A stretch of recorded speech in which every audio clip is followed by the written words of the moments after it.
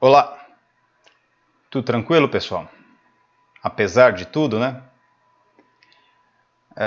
O tema de hoje desse vídeo, até porque nós estamos no mês de abril, eu quis trazer um tema que a gente sempre acaba discutindo, que é com relação ao período que o Brasil viveu uma ditadura militar, a mais recente aí, né, de 1964 até 1985.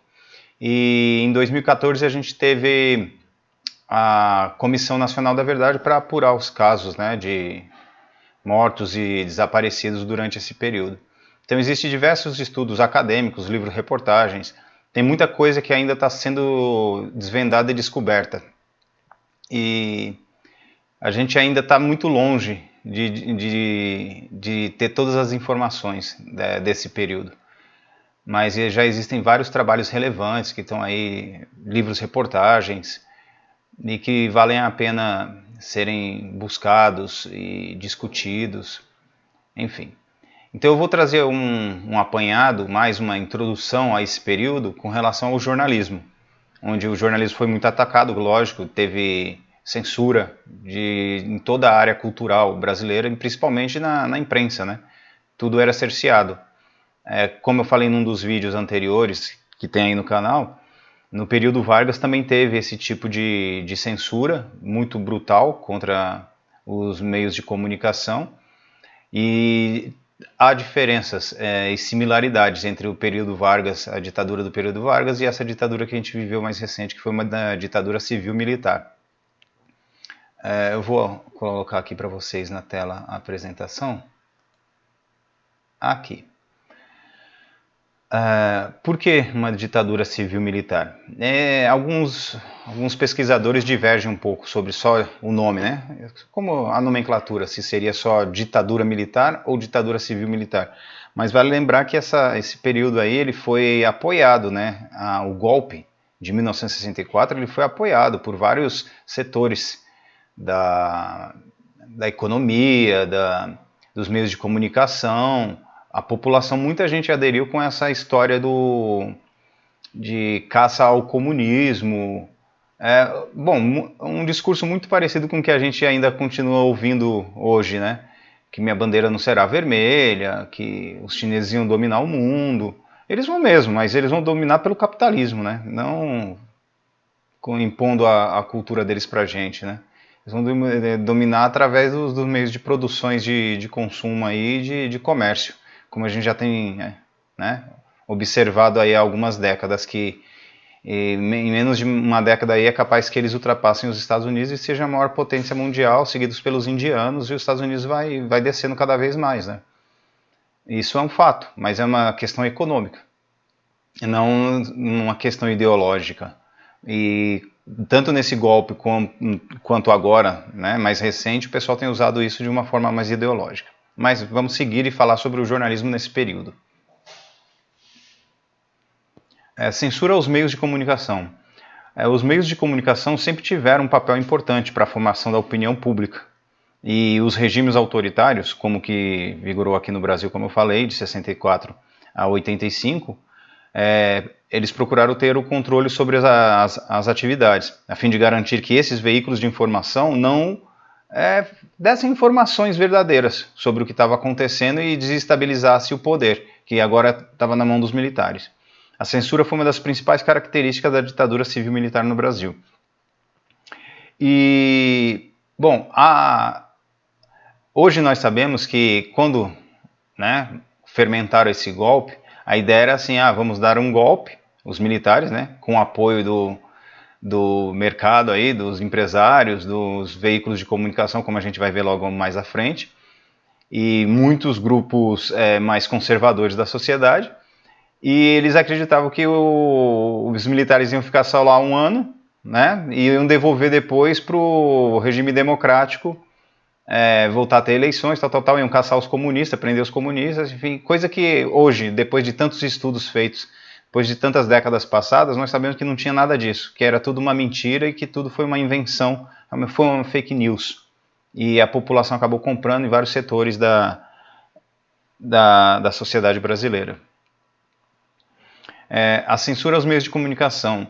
Este controle sobre a opinião pública em todas as áreas da vida social contou com diversos órgãos, entre eles o Serviço Nacional de Informação, o SNI, o Departamento de Ordem Política e Social, que era o DOPS, que compunha as engrenagens de um sistema de desmobilização popular e de perseguição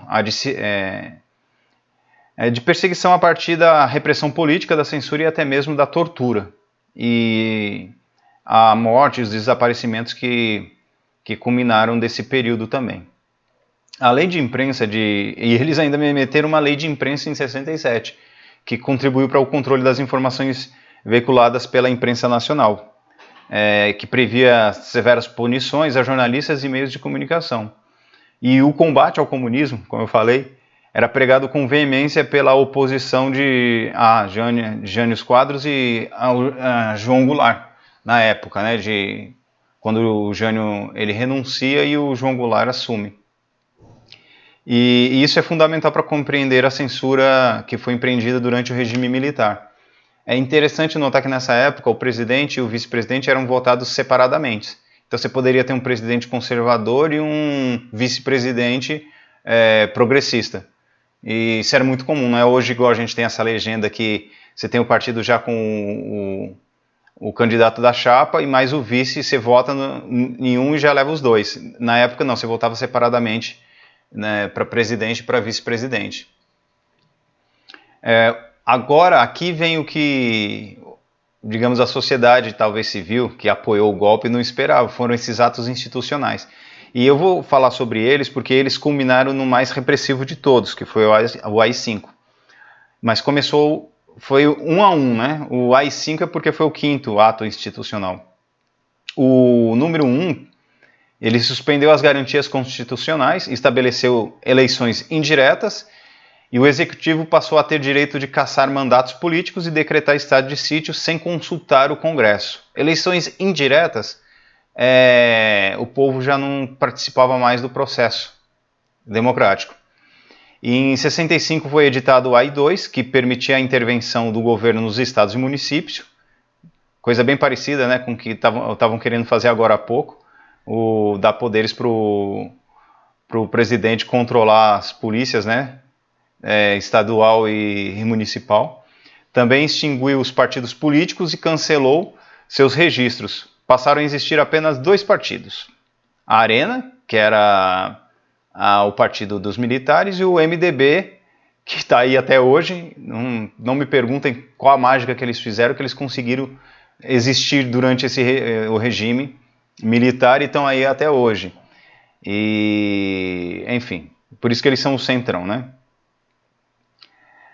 E continuou atos institucionais com o número 3, que foi logo em seguida, né, do número 2, acabando ainda mais com a democracia no país. Estabelecia o fim das eleições diretas para governadores e prefeitos das capitais. A partir de então, os governadores seriam indicados pelo presidente para aprovação das assembleias legislativas, e os prefeitos seriam indicados pelos governadores. Então você vê que o povo foi deixado totalmente de lado. Aí também veio o ato institucional número 4, que dava ao governo poderes para elaborar uma nova Constituição. E em 68, que essa daqui pegou pesado, todos os atos institucionais foram muito ruins. Mas a gente fala até hoje do AI-5, né? Porque em 68 milhares de pessoas foram às ruas protestar, porque começaram você teve já 4 anos de governo militar e nada de devolver o poder ao povo. O povo não tinha mais direito de votar. Então começou a ter, claro, uma insatisfação. E com essa insatisfação vieram os protestos e a repressão começou a ficar ainda maior. Muitas pessoas começaram a sumir sem deixar notícias. E em resposta, o Congresso Nacional foi fechado. E 13 de dezembro de 1968 foi editado o Ato Institucional número 5, o famigerado AI-5, o mais severo de todos. O AI-5 dava ao presidente da República poderes totais para perseguir e reprimir as oposições. Podia decretar estado de sítio, intervir nos estados e municípios, cassar mandato, suspender direitos políticos, demitir funcionários, confiscar bens, Tamanho era o poder do presidente que seus atos não poderiam sequer ser submetidos à apreciação do judiciário. Então quer dizer que o cara podia fazer qualquer coisa. Então essa repressão começou a ser muito violenta. Começaram a sumir muita gente. Já vinha sumindo gente desde do início dos anos 1960. Já existia esse indício de que uma repressão e um golpe estava se fermentando ali nas entranhas da democracia. Só que só em 64 que ele veio eclodir. E aí os atos institucionais começaram a endurecer ainda mais o regime. Bom, eu falei sobre tudo isso para chegar aqui na parte do jornalismo, né, que sofreu também com a repressão, claro, porque era quem produzia também as informações para deixar a população informada, né. E boa parte da imprensa apoiou o golpe, isso é fato. Hoje nós sabemos que vários veículos de comunicação, como o Globo, Folha, o Estado e diversos outros jornais apoiaram. E eu vou trazer aqui duas amostras depois para vocês verem, né. Mas vários jornais passaram a criticar o regime, alguns mais cedo, outros mais tarde, e principalmente com o AI-5, que passou a vigorar uma censura prévia em vários meios de comunicação. Eles não podiam publicar mais o que queriam, nem da forma que queriam, e tinham que passar pelo censor. Um censor do regime chegava e falava, ó, essa matéria aqui não pode sair, tira, essa daqui tira, só publicava o que eles queriam. Então tem até uns casos emblemáticos que alguns jornais começaram a publicar receita, poemas, onde as reportagens eram censuradas, eles colocavam essas informações como uma forma de protesto também. O regime censurava até más notícias, tipo notícias sobre epidemias, por exemplo, como a gente está vivendo uma agora, que criava uma imagem fictícia para o país, dizendo que o país estava bem, que estava tudo bonito, que o futebol estava campeão, que tudo estava tranquilo, mas tinha censura de informações sobre epidemias, sobre desastres, sobre músicas, filmes, novelas, e toda essa gama de informação, esses produtos culturais também eram censurados. Tem um caso que me deixa, com relação a pandemias e problemas de saúde, que eu vou tratar mais à frente, que é um caso até emblemático que vale a pena até ser mais aprofundado. Há informações, alguns livros que já escreveram sobre o assunto, que diz respeito à vala clandestina de Perus e a epidemia de meningite que teve no Brasil.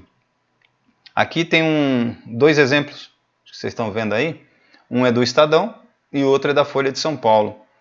O Estadão, em 2 de abril de 64, colocou lá, vitorioso o movimento democrático. E essa é a contracapa, porque a primeira página era o padrão, só tinha notícias do exterior. Mas isso era um padrão do Estadão da época. E na Folha de São Paulo, no dia 2 também, Congresso declara presidência vaga. Mazilli assume. Papel picado comemorou a renúncia de João Goulart.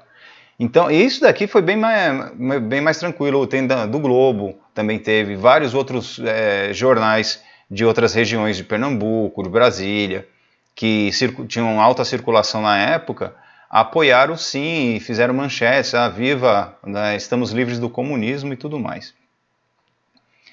E aqui é o que eu queria mostrar para vocês, a parte das epidemias, porque tem uma relação direta com o que nós vivemos hoje. Acho que vocês lembram que antes do consórcio de veículos se unirem para fazer esse levantamento de dados sobre a pandemia, o governo estava tentando censurar e até segurar essas informações para não dizer que estava morrendo gente aqui no Brasil. E essa não é uma tática nova. Lá em 74, o regime estava no seu auge de repressão e mascarou essa situação, que era sobre a epidemia de meningite, que em São Paulo foi censurada e várias outras partes do Brasil, e escondia a má situação para promover uma imagem fictícia do Brasil, que era uma prática comum nos relatórios oficiais, né? Em 85, essa parte que eu queria deixar mais acentuada para vocês, porque foi encontrada uma centena de ossadas de crianças na vala clandestina de Perus. Essa vala clandestina tem uma história bem intrigante, porque o Caco Barcelos encontrou, vamos dizer assim, no meio da apuração para o livro dele, para quem já tem contato a mais aí com o livro-reportagem, sabe que o Caco Barcelos escreveu um livro que é muito importante para história do livro-reportagem no Brasil, que é o Rota 66. E no meio dessa investigação do Rota 66, ele se deparou com algumas... sobre os assassinatos que a Rota, né, promovia nesse período, e ele descobriu que tinha alguns corpos numa vala clandestina lá em Perus. Só que o que ele não imaginava é que nessa mesma vala tinha, além de perseguidos políticos, pessoas que estavam dadas como desaparecidas durante o regime, tinham também, lógico, que eram assassinados pelos esses grupos de extermínios militares comandados pela Rota, que ele estava investigando, mas também foram encontrados mais de uma centena de ossadas de crianças. Então suspeita-se que sejam dessas crianças que morreram nessa epidemia que não foram noticiadas, não entraram para os registros, simplesmente foram dispensados nessa vala comum lá em Perus. E como a ossada de crianças são mais frágeis, lógico que é mais difícil para você identificar, fazer um DNA, recuperar os traços, saber quem eram essas crianças. Então isso daí é uma pergunta que ainda está sem resposta desse período, né? E, enfim, quero deixar essa reflexão aí para vocês, para quem quiser se aventurar e pesquisar mais sobre o assunto, vale a pena realmente, porque é muito triste saber o que foi feito e que tentaram fazer novamente, né? A nossa democracia está um pouco mais fortalecida, mas mesmo assim ainda essas práticas permanecem. É contra isso que a gente tem que lutar e manter a população informada, né? Esse é o nosso papel como jornalista. Seguindo, lógico, aqui eu trouxe 4 exemplos de jornalismo de resistência daquela época, que nós estudamos aí no meio acadêmico também, mas também falamos, quando a gente escreve qualquer livro sobre esse período, a gente tem que acabar citando algum desses. E eu trouxe aqui 4 publicações. O Pasquim, que talvez seja o mais conhecido entre os jornalistas, jovens jornalistas, né? O Movimento, o Lampião da Esquina, que também é uma publicação muito importante do período, e a publicação Opinião. Esses 4 aqui eu trouxe só como exemplo para que você saiba, para que saibam também que existiam, vamos dizer assim, um jornalismo combativo e de resistência e alternativo, né, desse período, que também tinha gente querendo mudar e que não deixou de lutar durante esse período, mesmo sabendo que poderiam morrer, ficarem desaparecidos para sempre, né? E não só eles, mas as famílias. Então era muito difícil nessa época fazer jornalismo realmente que informasse realmente qual era a situação do país. Em 79 veio a anistia. Aqui um cartaz dela, né? A lei de anistia no Brasil é uma denominação popular de uma lei da Lei 6.683, sancionada pelo presidente João Batista Figueiredo, que era militar, então um ditador, né, na época da ditadura militar, em 28 de agosto de 1979, após uma ampla mobilização social ainda durante a ditadura militar. É lógico que isso daí foi o declínio, né? Começou ali o declínio da ditadura militar, que vai perdendo força, a sociedade já não vai apoiando mais. E no artigo 1º é concedida anistia a todos quantos no período compreendido entre 2 de setembro de 61, bem antes, né, de 64, e 15 de agosto de 79, que cometeram crimes políticos ou conexo com estes crimes eleitorais, ao qual tiveram seus direitos políticos suspensos, e aos servidores da administração direta e indireta, de fundações vinculadas ao poder público, aos servidores dos poderes legislativo e judiciário, aos militares e aos dirigentes e representantes sindicais, punidos com fundamento em atos institucionais e complementares.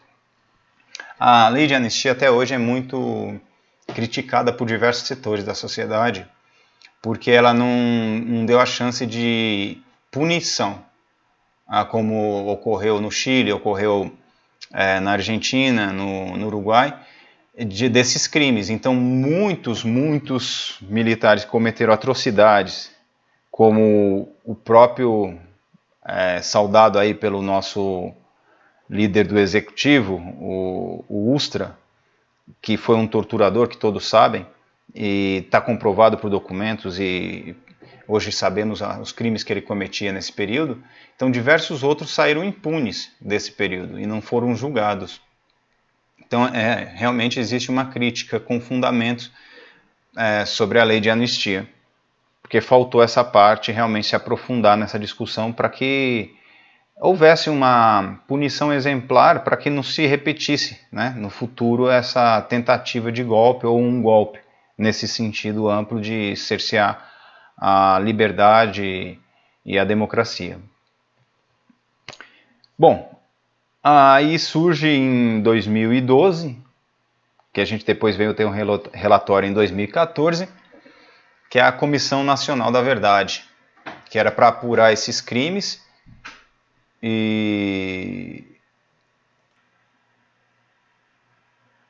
Então, voltando aqui, a Comissão Nacional da Verdade de 2012.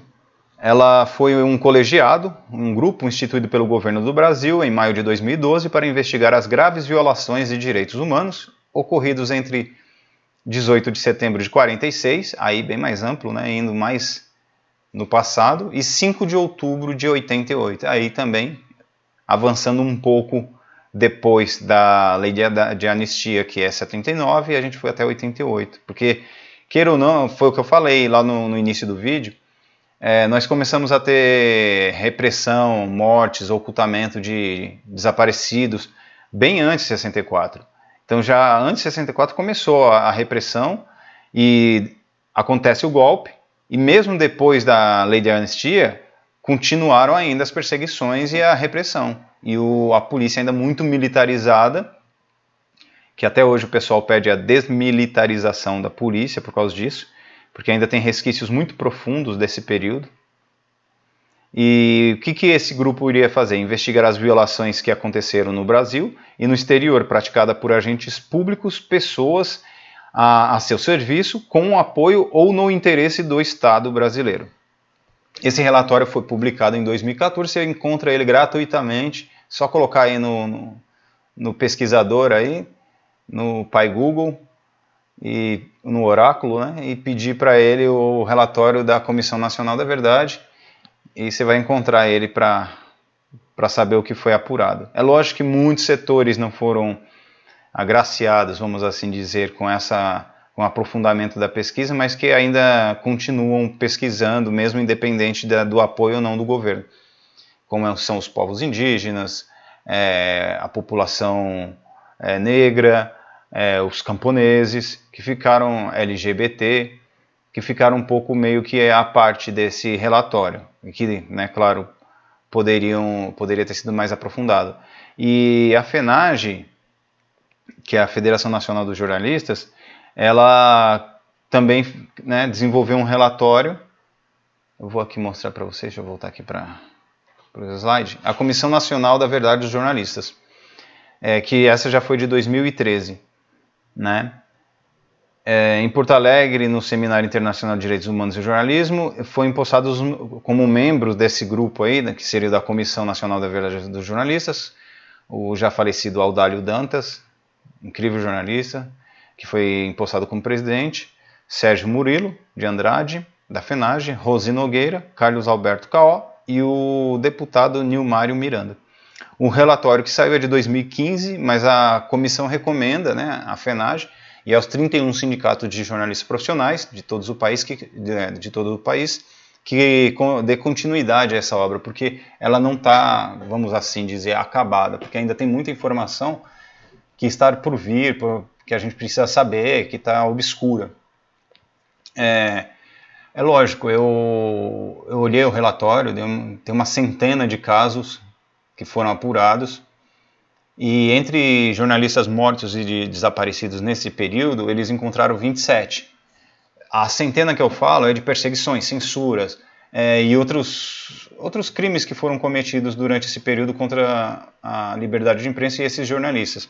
Tem mais de uma centena, mas que entre mortos e desaparecidos foram 27 relatados, né, encontrados através dessa comissão feita exclusivamente para apurar os casos contra jornalistas.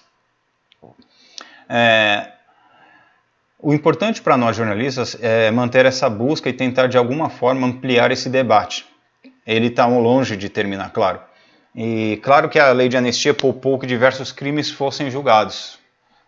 Falavam até, na época, falavam de os militares principalmente, falavam que era um revanchismo, né? Os mais conservadores eram um revanchismo do governo, que era na época da Dilma Rousseff, contra eles para querer desvendar isso daí, julgar, os não sei o quê.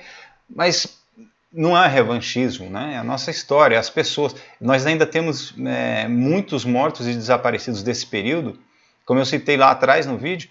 Você vê, tinha uma vala clandestina com ossadas de crianças. Olha o que os caras faziam. Então, imagina quanta coisa ainda não foi descoberta, quanta coisa ainda a gente precisa saber para passar limpo. E para seguir adiante até, para saber dessa história e seguir adiante.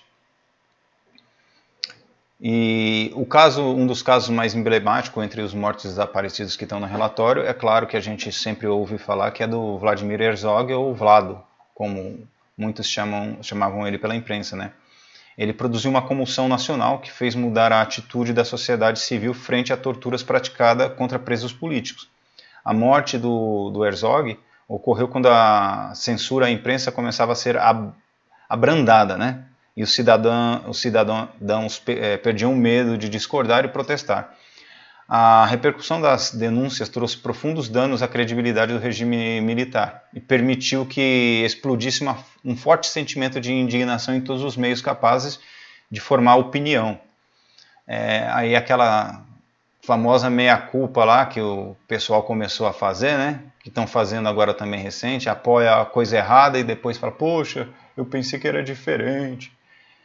Falta mesmo de bom senso que as pessoas têm e até uma maldade, não se preocupar com o que pode trazer de ruim para a sociedade quando você toma certas atitudes sem pensar, né?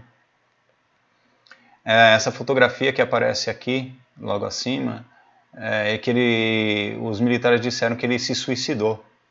Mas mesmo essa fotografia fica muito claro, não precisa ser muito esperto para deduzir que como uma pessoa se enforcaria a essa altura, né? Dessa forma. Continuando aqui, ó, uma breve biografia do Herzog. Ele foi nascido na Croácia, antiga Iugoslávia, e chegou ao Brasil aos 9 anos de idade. Foi naturalizado brasileiro, começou a carreira de jornalista em 59, no estado de São Paulo, foi um dos que apoiaram o golpe, onde foi repórter, redator e finalmente chefe de reportagem. Em 65 se estabeleceu em Londres, depois de 2 anos, onde trabalhou como produtor e locutor da BBC. De volta ao Brasil, trabalhou durante 5 anos como editor cultural da revista Visão. Em 71, elaborou uma extensa reportagem de capa para a revista sobre os problemas das TVs educativas no Brasil. Em 73, passou a trabalhar como secretário do jornal Hora da Notícia da TV Cultura. Em seguida, assumiu o cargo de diretor do Departamento de Telejornalismo. Tem um prêmio hoje, né, que leva o Prêmio Jornalístico Vladimir Herzog de Anistia e Direitos Humanos, pelo Sindicato dos Jornalistas Profissionais do Estado de São Paulo, que foi criado. E o Herzog, ele foi chamado para esclarecer algumas coisas no doicode e não voltou mais, é isso. E depois falaram que ele tinha se suicidado. Bom, nós sabemos hoje que não, que foi um assassinato mesmo cruel. E aqui as referências. Eu vou deixar uma reflexão aqui para vocês, enquanto vocês observam as referências, que esse período realmente foi muito difícil para a liberdade de imprensa. Vale a pena pesquisar, se informar e aprofundar cada vez mais o debate sobre esse período. Deixa eu finalizar aqui para vocês. Eu vou finalizar a apresentação com a minha já tradicional campanha aqui, nosso financiamento coletivo. Espero que vocês visitem, tá? Acessem o catarse.me/Casa Flutuante. Ajude a gente a manter o canal, a manter a produção de livros, reportagens, porque Essa ajuda que vocês nos dão é para que a gente possa produzir livros, reportagem para jovens jornalistas, sem que eles tenham nenhum custo. Espero vocês no próximo vídeo.